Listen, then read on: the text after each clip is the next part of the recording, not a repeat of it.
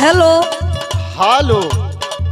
अरे का ये राजा जी? अरे का ये टिंकुआ के मम्मी का कहत हो? अरे होली आ गई है। अच्छा।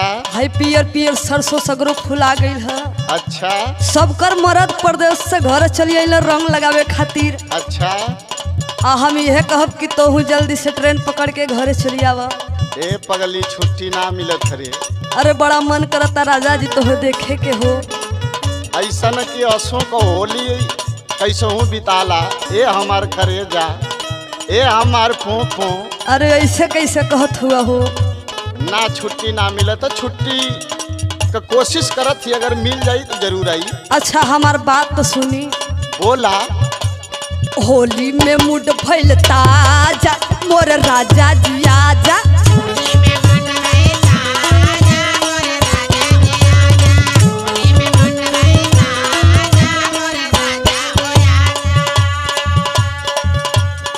ना आ भाई। काहे हो? जल्लू बड़ा मजबूरी है। अरे हमरो मजबूरी के समझी रहुआ। सुना हम बतावत थी। हाँ बताई। होली में कैसे हम आई, छुट्टी मिले न पाई। छुट्टियां ना मिलत है हमार करेजा।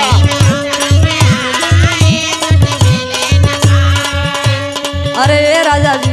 अरे हमार पोपो।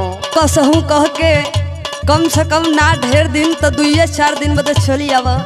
असो को होली कैसहू बितारा नहीं, अपने भैया कल्लू के संगे बिता लिया। अरे हमार बात सुनी पहले। बोला।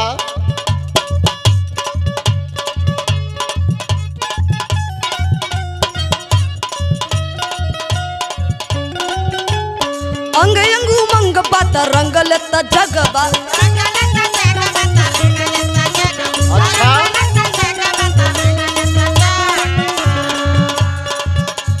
रसावा से रस बोर सारा लगबा।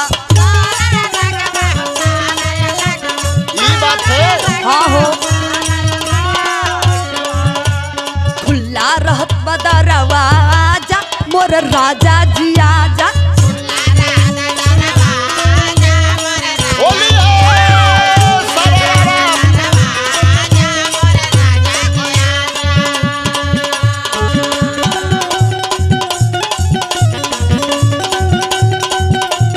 ओ बारे महेश भैया। क्या बात है?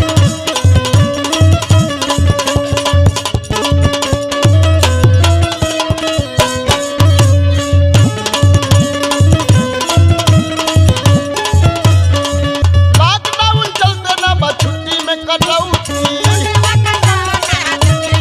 समझत हूँ। अरे का समझी हो? नौकरी है जन हो न बपौती।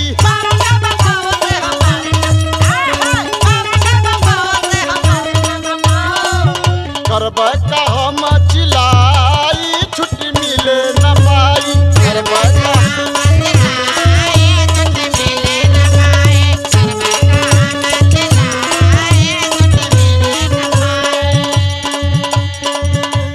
सुनिए राजा जी। हाँ बोला। तोहके इतना नौकरी के चिंता है, लेकिन हमार तनिको चिंता नहीं खे। तोहार पूरा चिंता है, पैसा भेजत हई। सुन बताओ थी कैसे। ओ हर नौकरिया बाई हर बच्चो करिया।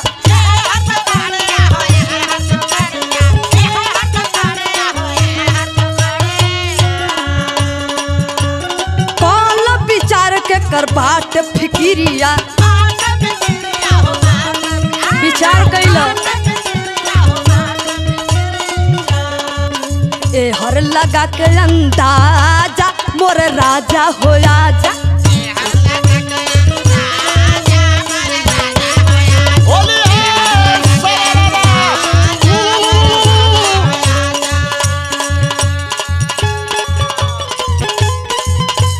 क्या बात है, क्या बात है?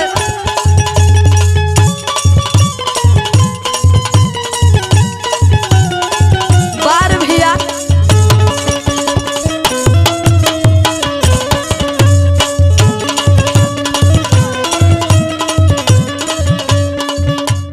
नौकरी रही तो 1000 मिली है रानी। अच्छा तो तू हमारे चोरी चोरी रानी खोजत हुआ। रानी से मिली ना नौकरिया ये रानी, यानी कि हमार फिक्र तनिको नहीं थे। सुरेंद्र हमका बताई छुट्टी मिले न पाई।